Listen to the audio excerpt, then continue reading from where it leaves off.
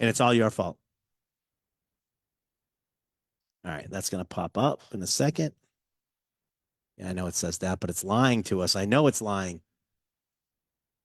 Let's be live stream. Let's record this for. Okay. Let's record this. Put the clouds. And that'll do it. Zuckerberg let us on even though you weren't here. So it's, hey, by the way, it's Wednesday. That means it's time for Whiskey Wednesday right here at Julio's Liquors for down in the Metro station. And we have a little treat for you guys tonight. You're going to be led to your death down to the watery graves by a Silkie. You guys don't seem too happy about that. I don't know why. Do you know why, Michael? I don't know. Michael McCloskey is here. Michael, what is your official title? I am the Vice President of Sales for the U.S.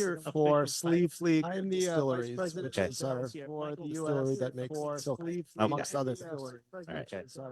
So, so that is it. Are you himself? I figure you're Irish. You're himself. All right, himself. Well, anyways, we got a great lineup tonight. This is, I know, I got to tell you right off the bat, I thought it waited. I know very little about the whiskey that we're trying tonight, about Silkie. You're going to go in fresh. You're going in fresh, just like everyone else. All these people out here and myself, we're all in the dark. Okay, well, we're going to fix that in very short order. Okay, so first of all, let's get to the name. Silkie. Yeah. Okay. Well, I should probably explain the distillery name. Okay, let's go there. What's the distillery name? Sleeve League. It is not spelled like it sounds, but it's easier to say than it is spelled. It is Irish, which is. But it's easier to say. They just add letters just to confuse people. Yeah, exactly. If you've ever known a Siobhan, which is my sister's name, you know that it is not spelled the way that it's pronounced. So very same thing with our name. Sleeve is spelled SLIAB. So it looks like Sliab, and league is pronounced like football league, but it's spelled LIAG. And so the literal translation of that is Gray Mountainside, because we are right on the ocean, right near the cliffs, the highest elevated cliffs in all of Europe, in the northwest corner of Ireland. Okay. So Sleeve League, easier to say, like I said, remember, is the name of our distillery. And that's, one of the main questions people have, because it is right here on the neck, if you look at the bottle.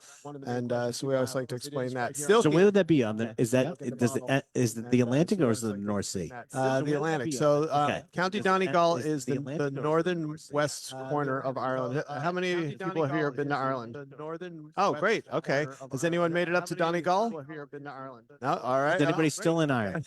Oh, we got one. Oh, yeah, two. Still in Ireland. All right. Donegal is a bit of a hike. It is, slowly but surely becoming a main tourist attraction. Very beautiful part of the country. And one of the appeals is that it is very sort of well preserved, very rustic and rural still. Not that, Ireland is a very, industrial country, but it is, sort of old Ireland, and they do still speak Irish in that part of Ireland. So you really get the authentic feel, and that's part of why we wanted to stay true to the Irish heritage with the name of our distillery and the name of our whiskey using Irish words to really, strengthen that connection to the heritage in the past of that part of the country. Strengthen that connection to the heritage. Silkie. So Silkie. I think it's important to know if you don't know mythology or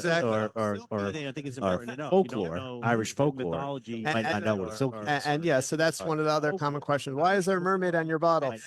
So the really easy answer is that Silkie or Selke, depending on where you are, how it's pronounced, is the loose term for mermaid in Irish. So there's a lot of folk tales and folklore about mermaids and fishermen, and sometimes whiskey is involved in that. A lot of folk tales, because the two main exports of Donegal, well, actually the three main exports are wool, whiskey, and fish. And then the running joke is the fourth one is people, because if you don't work in one of those three industries, you leave.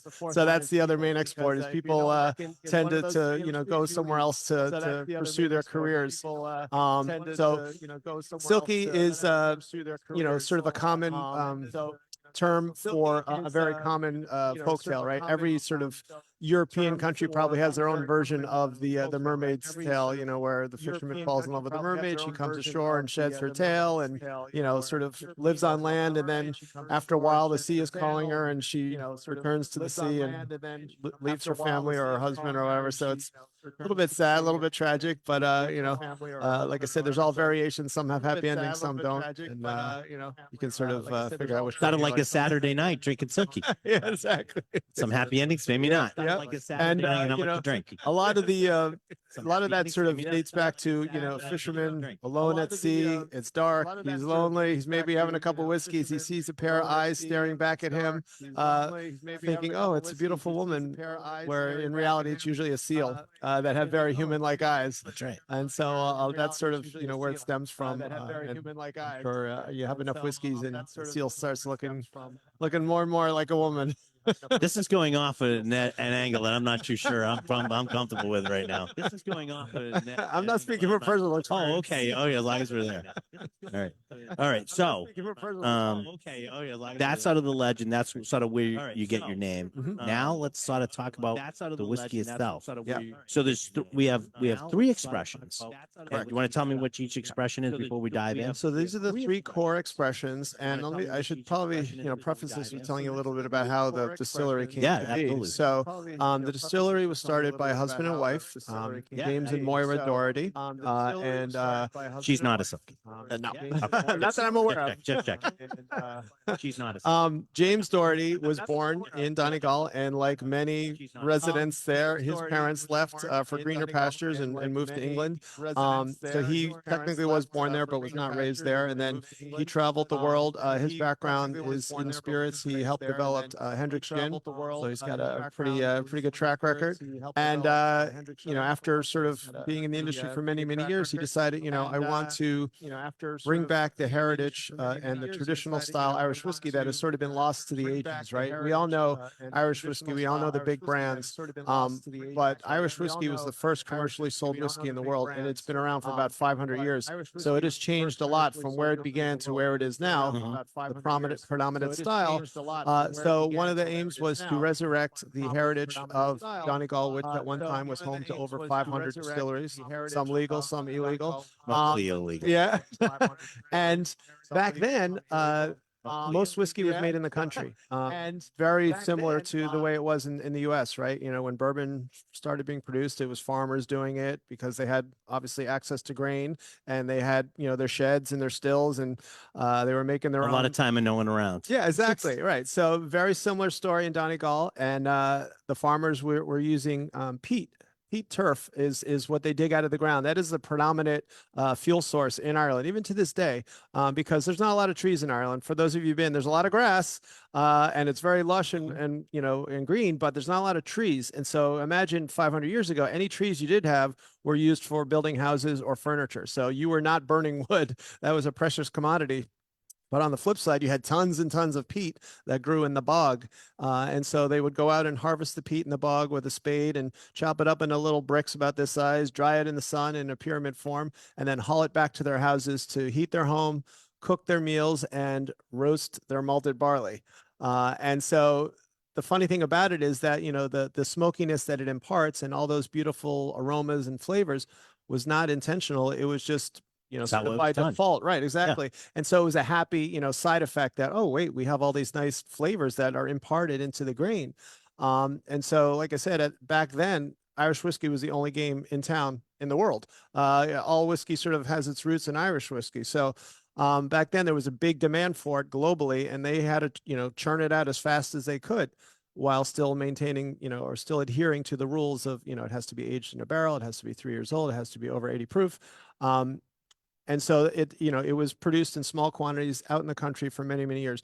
Then when industrialization occurred and they moved things into the city and they started using gas and coal, peat sort of fell by the wayside, and they wanted to get it produced as quickly as possible, get it out to the rest of the world as quickly as possible. So turn and burn. Right. So the proof went down to the bare minimum. The aging went down to the bare minimum. Peat went out the window. So, you know, around 1700 something, late 1700s, that's when we started seeing more of the modern style that we all know. And so that's a little bit of background of what the goal was in the beginning by James and Moira was we want to go back and do it like the farmers did it. And it's slower, more expensive, but it's richer, fuller, totally different experience, right? I like to say the only thing we have in common with Jameson Bushmills Powers is that we're brown and we're made in Ireland, and that's about it. And you'll see what I'm talking about when you have a chance to taste it because it is different in almost every major way. If you go down the list of proof, age, texture, all that flavor profile, it is, it's sort of its own thing. All right, so, before they start getting restless, then let's start with now the first expression is called the legendary Silkie. Okay, the legendary Silkie. That is our flagship. That was the first whiskey that was produced. And this is a blend of 4 different whiskeys, 3 single malts, and a corn distillate. So the single malts are double, triple distilled. And so that's 1 double and 2 triple distilled whiskeys. And the corn distillate is column distilled. So really have 4 or 3 distinct different whiskeys. And they're all aged for 4 years in their respective barrels. So we use so you're blending at the end. Yes, correct. Okay. So we have a bourbon barrel, a sherry barrel, and a recharred oak barrel. So I like to say this is our lightest and brightest expression, which means you're going to get more sort of green apple, a lot of buttered popcorn, because 70% of what is in the bottle is the corn distillate. So that's giving you lots of corn notes. And because 2 of those whiskeys are in a sherry barrel, you're getting a lot of fruit forward notes. So lots of green apple, honey, and ginger. And the difference, the other, main question people first ask is, what's the difference between the 3 of them? I can tell you that they're all 92 proof, so the strength is the same. 4 years old, 5 years old, so almost the same age. The difference lies in how peaty they are and also some of the different woods that we use. Okay. And so you'll see, when you taste each one, they all have their very distinct personality. Once you taste each one, I could blindfold any of you and do it again, and you could probably tell me which one is which. They are that unique. It's not subtle. So you're doing these at 46 ABV or 92 proof. So you're not chill filtering these. Non-chill filter, right? Which is I think one of the most important things about these whiskeys is the texture. It's sort of a joke when people say, "Oh, silky means it's silky smooth." I'm like, yeah, it's silky smooth as well. It could definitely stand for that because if you hold it in your mouth, it has that texture, that mouth feel, that oily viscosity, right? And again, not knocking any of the other brands, but if you take a shot of your typical mass-produced Irish whiskey, it's very thin, very watery by design. And what I found out, not until I worked for this brand, is the reason most other brands chill filter is aesthetics.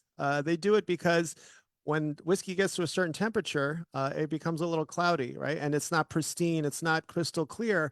And so they did it purely to take the fat out. The fat is what they're doing when they chill filter. So they don't want that to congeal, right? They don't like a cloudy whiskey. Right, exactly. So I always say fat is good, right? If you're making a hamburger, you don't want 90% or 100% lean meat. You want fat. Fat makes everything taste better, and it also adds texture. So we leave it in because we want the flavor, and we don't care if it's cloudy or not pristine. Clear. I use the soup analogy. Yeah, you make soup, you put it in the refrigerator overnight. It separates. Next day, yeah, you come down, you take off some of the fat, but you never take all of it off. Right. Why? Because your soup won't have any flavor. Right. Or like or any clarifying butter and that kind of thing. Yep. Right. So we leave all the fat in, and I think it makes a big difference. It almost feels more like a bourbon in your mouth than like I said, your typical Irish whiskey. So that to me is one of the main distinctions between us and sort of the rest of the category. So you're doing the corn, but you're not doing like malted and unmalted. So you mean just for the corn? For the barley part. Yeah. Are you doing all malted? Yeah, all the barley is malted. It's malted. Correct. Okay.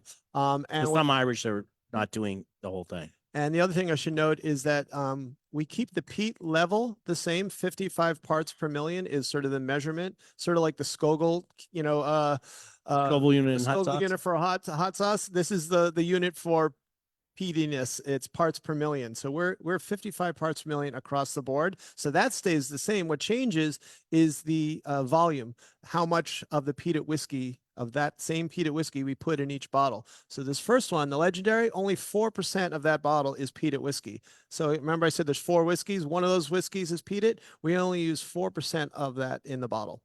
So it's just a hint of smoke. It's a great sort of stepping stone. It's a great entry point for people who are like, I don't like smoke. I had Ardbeg once, or, Lefroy. Like, they're referencing the most intense smoke, in a bottle, and we're nowhere in that ballpark. But even at like that's 55 parts per million before distillation too. Right. So that's it's not almost cut it. It's almost a little bit more than half. So you're really looking at like 22%. It's not 25 ppms at the end. Yeah, exactly, because it's diluted. And then, if you're making a cocktail, it's further diluted. So, it's very subtle and approachable. Has everyone tried the legendary? Yep. Questions? What do you guys think? Yeah. Like it? Yes. The barrels. What were the barrels of the So we have single malt, double distilled in a bourbon barrel. That's 13% of the bottle. Then we have single malt, triple distilled in a sherry barrel, 13% of what's in the bottle. Single malt, triple distilled, that one is peated in a sherry barrel, and that's 4% of the makeup of the bottle. The rest is the column distilled, the corn distillate. So 70% corn. That's why it's the sweetest of the three. It's also the most sort of corny or popcornish of the three. But it's also one of those type of things that, like, you're still tasting the peat, and it's 4%. A little goes a long way. Mm-hmm. Yeah, exactly. You don't have to use a lot to get it to be noticed. And this is more like I would categorize as the peat is being used as salt on the steak, not the main course. Right. It's not overpowering by any means. And the thing I like about our peat in general is that it's not medicinal, right? So that's another thing that sort of turns people off from smoke is, it tastes like Band-Aids or iodine, or, we all hear those descriptors. Well, it depends on what makes the peat. Right, exactly. Right? The minerality, and that's the cool thing about peat is it is the essence of terroir. You're tasting the ground, right? I mean, it's dug right out of the ground, and you can imagine peat from one place is going to taste different from peat from another place, different elevations, different water source, different minerality of the soil. So all of those things play a different part in the flavor of the end product. It's really cool. You guys like this one? I think good. All right. Well, you started off on the right foot. Okay. Well, let's delve in deeper. I like to think it gets better because, like I said, this is sort of our entry point. We try and make this the most approachable so that, it's not going to scare anybody away. But they do get more complex. They get more flavorful. It's the song of the Silkie. She's luring you in. Yeah, exactly. And they do get smokier. So I always like to say smoky, smokier, smokiest. And so we're going to slowly graduate to the end, which is nice because it allows your palate to acclimate.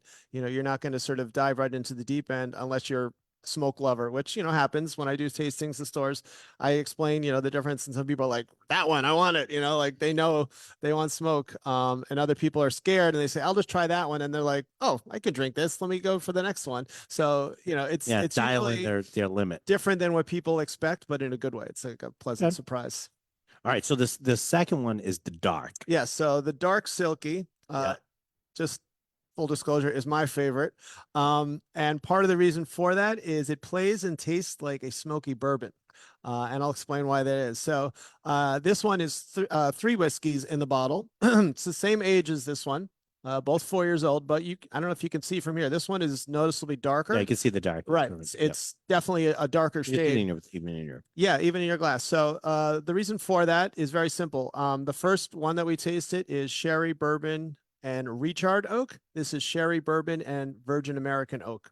So virgin American oak. You're gonna get those vanillas. You're gonna get getting those, as we all know, or toffees. I assume is what we make bourbon with, right? So it's wood that's never been used to make any different spirit before. So it's full of those tannins, and even though it's the same age, you're pulling out more tannins from the wood because it has more to give, right? Nothing has been pulled out of it yet. So not only are you getting a darker color, but you're getting, like Ryan said, the vanillas, the caramels, the baking spices that is present in American oak. And so that one, combined with the fact that it's aged in a previously used bourbon barrel as well, is going to give you two-thirds of it is going to have a bourbon influence on it. So you're still using, how much of the corn are you using this? We're still using the corn. So the corn is still 70% of this one. So again, bourbon is predominantly corn based, Yep. right? So another thing that's going to sort of lend itself to that whole bourbon characteristic. So it's sweet, it's viscous, it's spicy, or it's not spicy like a rye, spicy like baking spices, and has those nice vanilla caramel notes. So this one tends to be our best seller because there's a lot of bourbon drinkers out there, more so than Irish whiskey and probably rye combined, or every other whiskey combined at the moment. And so it really invites bourbon drinkers into the category because it's something different than they expect. Yeah, you're almost getting you're getting more of like a sort of like a campfire. But just like a hint of it, it's not overpowering at all. Yeah, so this one is 15% of the bottle is peated. So it's actually 4 times the volume of the first one, but not overpowering, not overwhelming, just enough to know it's there. And another reason I like it is that it's the most fun to use in a cocktail because the 92 proof holds up when you mix it, so you don't lose the spirit when you add some modifiers or juice or what have you. And then the smoke also shines through. It's enough where it's hard to bury it, but it's not dominant either. So it's a nice balance. I love making a Boulevardier with it. That's my go-to if I'm trying to impress guests or something. I whip up a little Boulevardier, and they're usually like, "Wow, the whole smoke adds a whole nother element to the cocktail." And I don't know if you've ever been to some of these fancy cocktail places, but they have the little smoke kit with like the dome, and they're burning the wood chips, and they're making an old fashioned and then they smoke it that way. I always tell people you don't even need that kit and caboodle. You already have the smoke in there. Go make yourself a smoky old fashioned, and you'll get the same effect. So that's part of the fun of it. I think it is very close to the same effect. Yeah. And so because you're not getting you're not getting a medicinal feediness to this. No, not at all. It's gone in a different. I think because of that caramel and some of the vanillas, it's gone in a different direction. Yep. And it's not what I would consider usually like young whiskeys that use peated. I call it sweet peat because it gets that sweetness. But the sweetness from this is actually coming from the corn. Yeah, exactly. Distillate. And then you're getting that a little bit of peat on top of that. I think it's just quite nice. What do you guys think? Like that one? I just out of curiosity, you like the first one more or the second one more? First, second. You can raise your hand. Okay. We're not looking to see who's gonna have to go away. There's no right or wrong answer. There's no right or wrong answer. There's only answers that are more right than others. Yeah. Now we make something for everybody. As long as I always tell people, as long as you enjoy brown spirits in general, you will find one of these that speaks to you. The only people that ever go like that, they're like, I'm like, what do you normally drink? I only drink white wine. I go, oh, okay, well, that explains that. What do you think, Frank? Do you like this one? Did you try it? Yes, you, Frank. Yes, Frank. Well, Frank doesn't really like peat. That's why I'm asking Frank. What do you think, Frank? Do you like the first one or the second one at all? You like number 2? Yeah. It has more peat. Yeah. He keeps saying this slowly. I have to say, Frank does not like peat, but slowly but surely, he is. Every time I talk to him about different whiskeys, he's going, I like that one. I like that. Yeah, I just had a drink one. But that's true. And a lot of people don't realize that too, is that as you drink whiskey, your palate changes and you try different things. And even though you might not like something peated right away, if it's not an overpowering sensation, if it's not enough to scare you off, well, it's one of those type of things. I mean, you don't need the same things you did when you were a kid, right? Like I love asparagus. You could get me near asparagus when I was a kid, but it's all of a sudden you get these different flavors, and it's one of those things. I'm not looking for like the peatiest type of thing, but I like a good balance and I like a good flavor. So, I myself have that peat can give depth of flavor that a lot of other things can't without really changing the whiskey itself. Yeah. So you start almost like craving some of this stuff, without going overboard. Everybody always wants, what's the peatiest? It's in beer. It's like, what's the ones with the most hop in it, right? And you go to you get these people that want to go extremes. It's like we've almost forgotten the art of balance. The art of balance. Right. I love well-balanced whiskeys, and this is a very well-balanced whiskey. It's the same thing with cocktails. It drives me crazy when I go to a bar and they're making cocktails with our spirit. And I'm all excited because I'm like, oh, great. I can't wait to promote this, on our Facebook and Instagram. And I try it and it's like super sweet. And, then I sort of look around. I'm like, oh, okay, we're in a very young area. It's 20, to 30-year-olds, 21 to 30-year-olds drinking this. So they're catering to that, sweet palate. I know when I was a kid, I loved sweet. Now it's everything's too sweet for well, me. here in the I United water States, everything down. we talk about this a lot here in the United States. I mean, most of us here, Yeah. Gen X on, I mean, you grew up drinking, eating for breakfast sugary cereals. Right. Where in Europe they didn't. Right. Yeah. So they sort of like that more savory thing right away. We still in that's why bourbon's king in the United States. So popular, right? So exactly. popular, right? That's why SoCo was so popular for a long time. That's like so you get that cough syrup. That's right. So you get that flavor, and you sort of crave that sort of thing. And it's as your palate matures, a lot of times you're looking for less and less sweet. Right. Yeah. And so, I think the sign of a good wine, a good spirit, a good cocktail is balance. All of those things are science and art combined, in my opinion. It really takes a lot of skill to blend, even 3 whiskeys, right? To get just the right amount so that it's not too much this, not too much that. The overall effect is great. Yeah, exactly. You want it to sort of excite a lot of, different parts of your palate. And the same thing with a cocktail. Like, we make a really simple summer cocktail with just lemonade and a salt rim.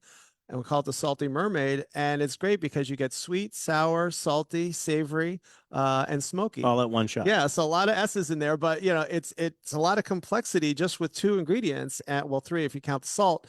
And it's very satisfying on like a really super hot summer day. Most people don't think whiskey when it's 90 degrees out, so we try and reprogram the brain because we sell whiskey all year long, and look at people who live in Florida, like they don't stop drinking whiskey, because it's too hot. No, that's right. Absolutely. There was a time in this industry where, if you were a whiskey drinker, in the summertime, everybody switched to gin. Right. It's almost like they don't really in the Northeast, right? Yeah. You go vodka, gin, tequila in the summer, and you go red wine and brown spirits in the winter. Yeah. Right. That's blown out of the. I used to do that. I mean, I was totally a creature of habit. This is back when I was, 21. I didn't know any better, but yeah, I used to just automatically flip the switch and switch over, and then leave that stuff alone for half the year. But of course now, sort of, it's all year round. People have a little more sophisticated palates, and and it's keeping a roof over your head, so you might as well keep that one on. Yeah, exactly. Yeah, this is good. I like this one a lot. Yeah, it's the crowd favorite. I should mention also, the first one was Legendary was named the best blended whiskey at the World Whiskey Awards in 2021, and the Dark was winner of double gold medals at the San Francisco World Spirit Awards. So it's not just me saying that they're good. Right. No, and that's actually still one of the I think one of the most respected judgings out there. Yeah. And the thing about a double gold is it's blind, right? So there's no influence on, oh, it's a big brand, or I know the distiller, or Right. pretty bottle. None of that plays into it at all. That to me is the most valuable award, because it's completely judged on its merits and its flavor alone, flavor and texture. Very nice. Yep. Everybody liked it. All right. So now the final one that we have tonight, the Midnight Silkie, the Midnight Special. Yeah, the Midnight Special. And this one is special because it is actually distinctively different from the first 2. And the reason, one of the reasons for that is there is no corn in this one. This is 5 single malts aged for 5 years in 5 different barrels. So we use the sherry, oak, and bourbon yet again, but we also throw in a red wine barrel, a Spanish Rioja red wine, and stout beer barrels. So think Guinness, Murphy's, that kind of flavor profile.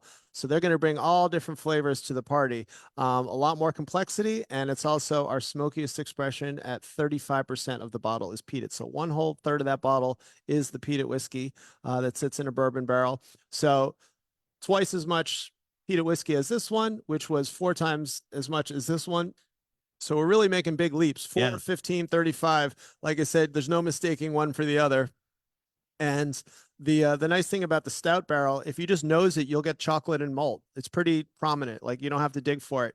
And then the red wine barrel is going to give you some nice leather and tobacco notes. So it's really just adding on to the spice and the dried fruit and some of the sweetness of the previous 2. So this one I like to call the true sipper, because it is so flavorful and so layered.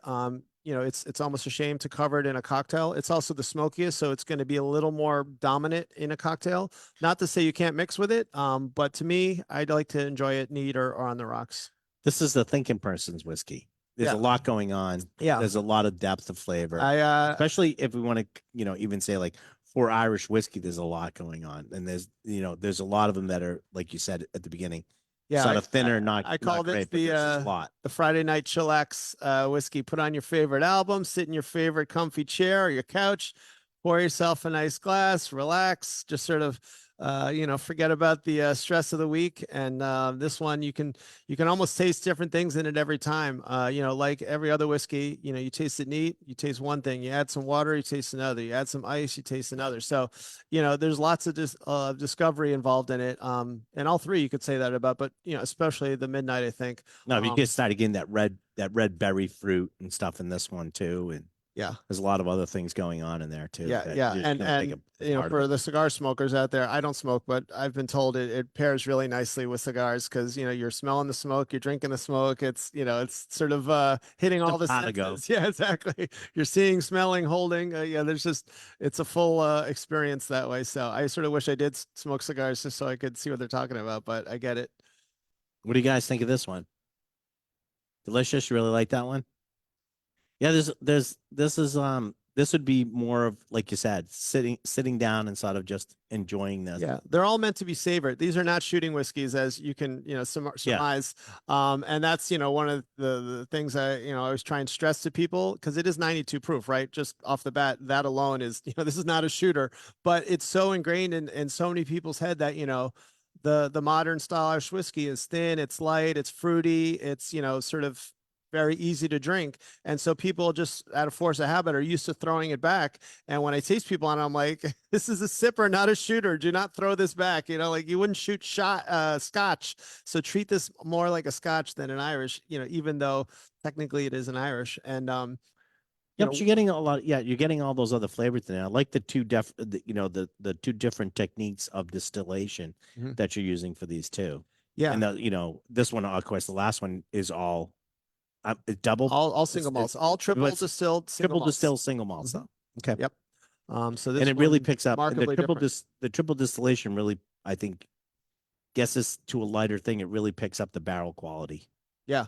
Yeah, I mean, like I said, you even before you taste this, you can pick up the stout barrel immediately. I think it's pretty evident on the nose, and so that's fun because right away it's a different animal than the first two.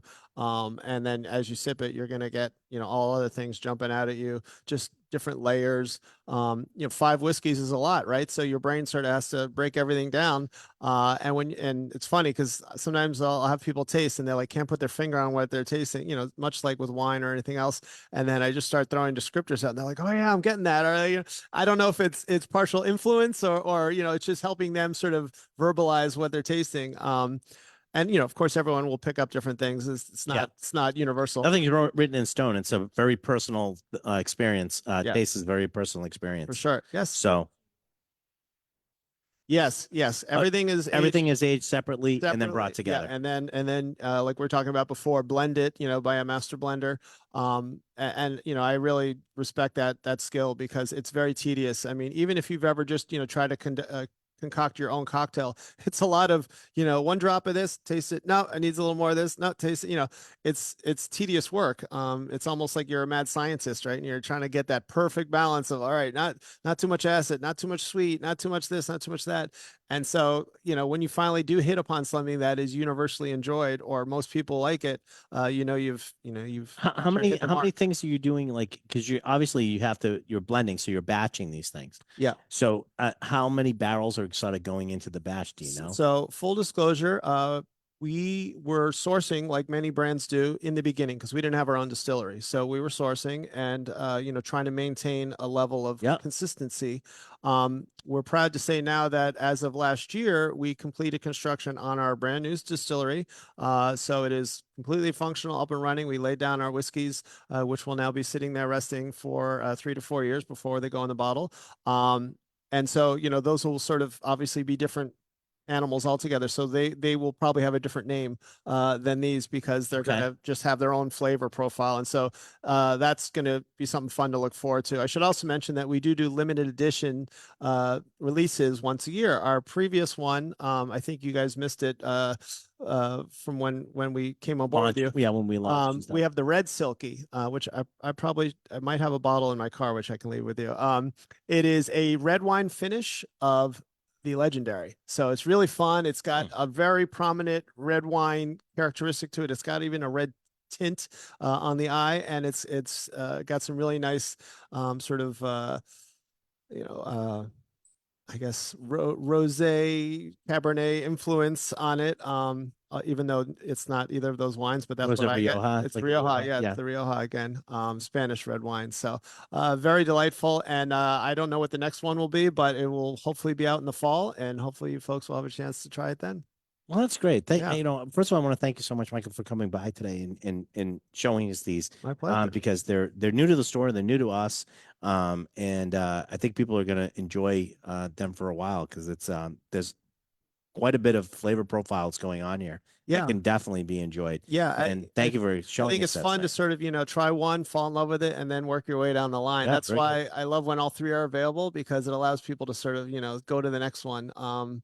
Much like some of the other whiskeys out there where they have multiple facings. If you like one, your curiosity gets the best. You guys are lucky because you got to try all three, so now you know what's in the bottle. But that's the whole thing with us, is try before you buy. Yeah, got to do as many different things like this so that people can have the opportunity to taste before they lay down their whole hard cash. I'm a very firm believer in that, both from the seller side and the buyer side, is try before you buy, because there's so many brands out there that have a gorgeous bottle and package, and then the juice is and vice versa too. There's ones that the bottle, you just sort of dismiss it and think, oh, that looks like nothing special, and what's in it is amazing, but maybe the brand didn't have enough money to get a fancy bottle, but they put all their their resources in the liquid. And so you sort of got to remember that old adage of like, don't judge a book by its cover, favorably or unfavorably, because really what it comes down to is if you like it, right? It doesn't matter if you read a million reviews and it's got all these awards.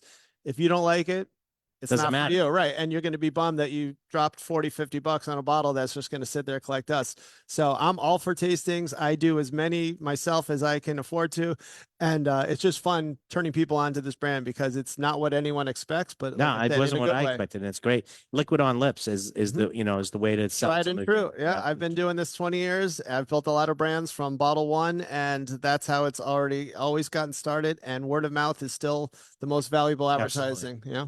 Well, I think you get some converts here. I think they're willing to tell people. I want to thank you again. I want to thank everybody for showing up for Whiskey Wednesday. You guys don't go away. People on Facebook, thank you for joining us. You should have actually been here. It was pretty cool. And we'll see you guys later. Thank you very much on Facebook. All right. And look for us on It's the Liquor Talking, wherever you get your podcast. This will become a podcast after this too.